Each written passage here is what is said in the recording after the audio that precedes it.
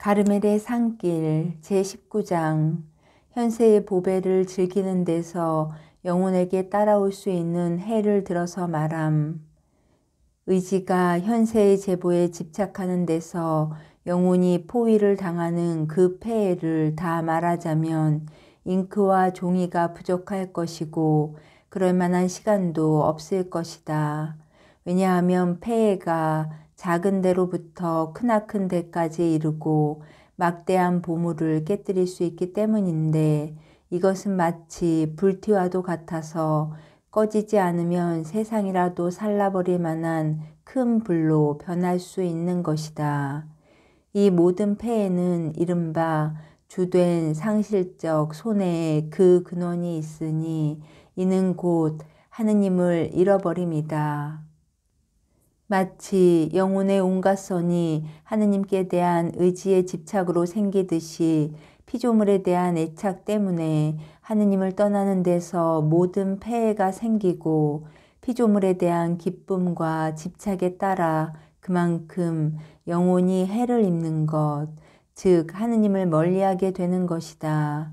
이로 미루어 볼 때 하느님을 떠나는 정도가 크고 작음에 따라 그 해도 크거나 작거나 또 깊거나 넓거나 한데 대개는 그 해가 깊고 넓은 것이다.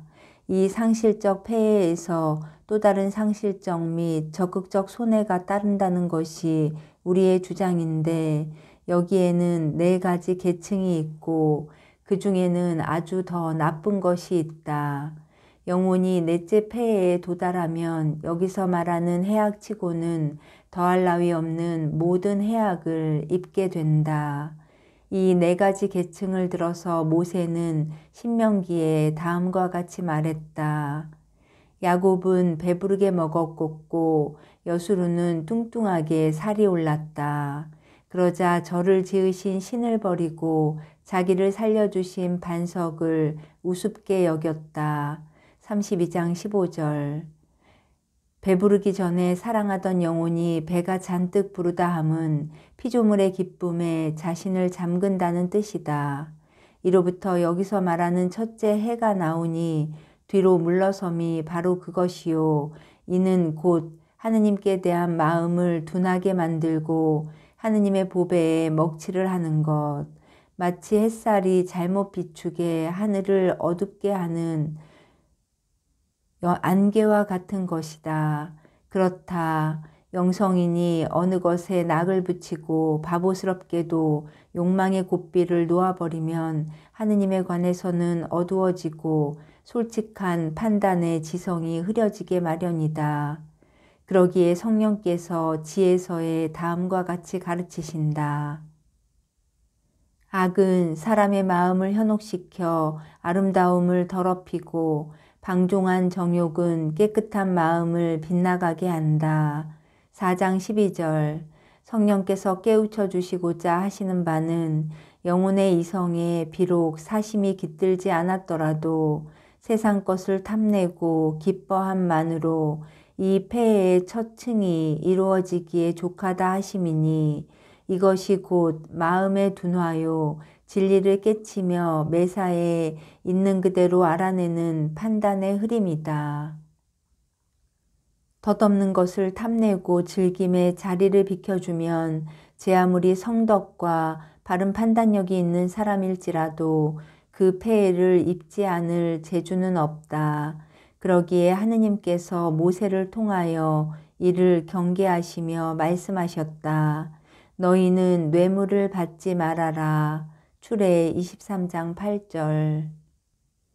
이 말씀은 특히 판관이 될 사람들을 두고 하신 것인데 마땅히 가져야 할 맑고 밝은 판단은 선물을 탐내거나 기뻐해서는 얻지 못하기 때문이다.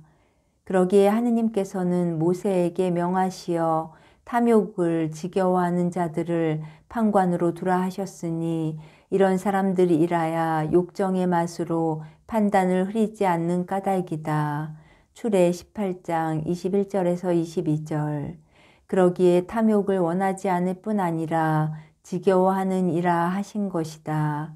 사실 하나의 애착에서 몸을 온전히 보호하려면 이와 상반되는 혐오로서 보호하고 버티어나가야 하는 법이니 저 사무엘 예언자가 항상 옳고 밝은 판관이었던 원인은 그 자신이 사무엘서에서 말했듯이 누구한테서도 아무런 선물을 받은 일이 없는 데에 있었다. 1사무 12장 3절. 상실적 손해의 둘째 층은 첫째 층에서 생기는 것으로 배부르고 뚱뚱하게 살이 올랐다. 신명 32장 15절. 저 성서 말씀으로 잘 밝혀진다. 말하자면 이 둘째 층은 세상 것을 마음껏 섭취한 의지의 비만증이다. 이로 말미암아 세상의 재보를 즐기고 누리는 것이 마음에 꺼리끼지 않고 뉘우쳐지지도 않으며 그저 예사로 여겨진다. 이는 처음부터 기쁨의 고삐를 늦추는 데서 비롯되었으니 기쁨의 자리를 내어주면 위에서 말한 대로 영혼이 비대해지고 기쁨과 욕망의 지방질이 의지로 하여금 점점 더 피조물 안에서 살이 찌고 불어나가게 만들기 때문이다. 이것이 바로 엄청난 해를 끼친다는 것이니 이 둘째 층의 폐해야말로 하느님께 관한 일들과 거룩한 수행을 떠나게 하고 맛들이지 못하게 만드는 것, 따라서 숱한 불안정과 당치 않은 일, 그리고 쓸데없는 낙과 취미를 즐기게 하는 것이다. 이 둘째 층이 끝까지 다다르면 여태까지 지속되던 수행을 일체 멎게 하고 정신과 욕구를 온통 세속적인 것에 쏠리게 한다. 이 둘째 계층에 있는 사람들은 첫째 층에 있는 그들처럼 진리와 바름을 아는 데에 판단과 지성이 흐려질 뿐 아니라 오히려 배우고 실천함에 있어 너무나 게으르고 미지근하고 늦으러지게 된다. 이사야가 이들을 두고 한 말은 그럴듯하니 모두들 뇌물에만 마음이 있고 선물에만 생각이 있어 고아의 인권을 짓밟고 과부의 송사를 외면한다. 1장 23절 라고 하였다. 이런 일은 특히 직무상 의무가 있을 경우 죄를 면치 못한다. 이 계층에 있는 사람들은 첫째 층에 있는 그들과는 달리 사심이 없지 않기 때문이다. 그러므로 이들은 피조물에 대한 애착 속에서 마음을 펴갈수록 그만치 바름과 덕에서 자신을 멀리하게 된다.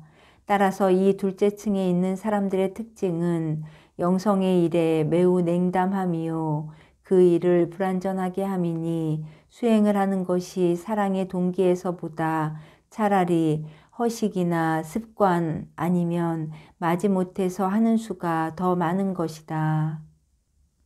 이 상실적 폐해의 셋째 계층은 하느님을 온전히 버림으로써 세상의 사물이나 제보에 흠이 날세라 하느님의 계명은 지키려 않고 욕심 때문에 대죄에 떨어져도 그만이라는 것이다.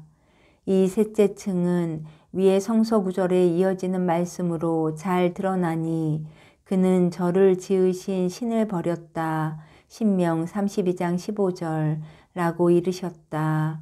그런데 이 층에 딸린 사람들이란 이 세상 일, 재물과 거래에 얼마나 그 영혼의 기능들이 폭 빠져 있던지 하느님의 법이 명하는 바를 전혀 지키지 않는 그런 사람들이다. 그들은 자기의 구원에 관계되는 일에 너무나 냉담하고 거의 잊어버리고 있으면서 이 세상 일이라면 그토록 활발하고 예민할 수가 없다. 복음서에 그리스도께서 그들을 이 세상의 자식들이라 부르실 정도이니 당신은 그들을 들어서 세상의 아들들이 자기네 세대끼리는 빛의 아들들보다 더 슬기롭습니다. 루카 16장 8절 라고 이르셨다. 그렇다. 그들은 하느님의 일에는 아무것도 아니지만 세속의 일이라면 무소불능이다. 욕심덩어리인 그들은 세상 것을 몹시 즐기고 탐내는 마음이 퍼지고 헐거운 사람들이라 만족할 데가 없을 것은 물론 마음의 갈증을 풀어줄 수 있는 오직 하나인 셈, 즉 하느님을 떠날수록 되려 그 욕망과 갈증은 더욱 커가게 마련이다. 이들을 두고 하느님께서 예레미야를 통하여 말씀하셨다. 생수가 솟는 샘인 나를 버리고 갈라져 새기만 하여 물이 괴지 않는 웅덩이를 팠다. 예레 2장 13절. 이는 욕심쟁이가 피조물로서는 그 갈증을 끄지 못하고 도리어 심한 갈증을 더 느끼기 때문이다. 이들이야말로 세상의 제보를 사랑하는 까닭에 무수한 죄에 떨어지는 사람들, 그 입는 폐해란 이루 말할 수가 없으니 이들에 대해서 다윗은 말하였다. 그들의 마음에선 환상들이 흘러나오는도다. 시편 72장 7절. 상실적 폐해의 넷째 계층은 우리가 인용한 성서의 마지막에 나타나는 저를 지으신 신을 떠났다. 신명 32장 15절 하는 말씀이다. 우리가 방금 말한 셋째 계층에 뒤따르는 것이 이 계층이다. 사실 세상의 제보 때문에 마음을 하느님의 법에 두지 않으면 탐욕하는 영혼이 기업과 이성과 의지로 하느님을 멀리하게 되고 마치 하느님께서 계시지 않는 듯이 당신을 잊어버리는 것. 이는 돈과 세상의 제보를 제 신으로 모시기 때문이니 탐욕이 곧 우상 숭배, 골로 3장 5절 라는 성 바오로의 말 그대로인 것이다. 과연 이 넷째 계층은 하느님을 잊기까지 이르고 본래 하느님께 두어야 할 마음을 마치 하느님께서 따로 계시지 않는 양 온통 돈에다 두어버리는 것이다. 이 넷째 층에 있는 사람들이란 하느님과 초자연의 일들을 그들의 우상신인 세상 것에 서슴없이 예속시키는 자들인데 그들이 하느님을 제 하느님답게 모셨던들 반대로 세상 모든 것을 하느님께 예속시켰어야 할 것이다. 그들은 하느님께 받은 은혜를 팔아먹은 불충한 발람과 같고 마술사 시몬과도 같은 자들이다. 저 시몬은 하느님의 은혜를 돈으로 따질 수 있는 것으로 생각해서 이를 사고자 했다. 사도 8장 18절에서 19절. 그는 돈이 귀한 줄만 알았으니 돈만 있으면 은총도 사서 많이 줄 수 있다고 믿었던 것이다. 오늘날 이 넷째 계층에는 각양각색의 사람들이 많다. 그들의 이성은 탐심으로 영성면에 어두워져서 하느님을 섬기는 대신 돈을 섬기고 하느님보다도 돈으로 움직이는 자들이니 앞세우는 것은 돈의 가치요 하느님의 가치나 그 상급이 아니다. 그들의 목적과 으뜸가는 신인 돈을 위해서라면 별짓을 다 하지만 최후 목적이신 하느님이라면 뒷전으로 돌리고 만다. 이 마지막 계층에 있는 사람들은 정말 불쌍한 자들이다. 그들은 세상의 제보에 연연하여 이를 신으로 삼기에 그들의 신인 제보에 궁핍이 따르면 서슴없이 제 생명을 희생하고 절망하여 가엾은 목적 때문에 제 목숨을 끊기에 이르는 것이니 그러한 신으로부터 받게 마련인 슬픈 상급을 스스로가 보여주는 것이다. 그러한 신에게서 바랄 것이라곤 절망과 죽음밖에 아무것도 없는 것, 죽음이라는 이 최후의 비참에까지 몰아넣지 않는다 해도 그 신은 사람들이 번뇌와 비참 속을 살면서 죽게 만드는 것이니 그 마음에 기쁨이 깃들이지 못하게 하고 이 세상 어느 곳에서도 행복의 싹이 비치지 못하게 한다. 따라서 그들은 항상 돈에 마음을 붙이게 되고 돈 때문에 걱정을 하고 그 값으로 당하는 멸망의 마지막 재앙이 오기까지 줄곧 돈을 떠날 수 없게 된다. 이는 저 현자가 잃은 재산 때문에 우환을 당하는 일이 있다.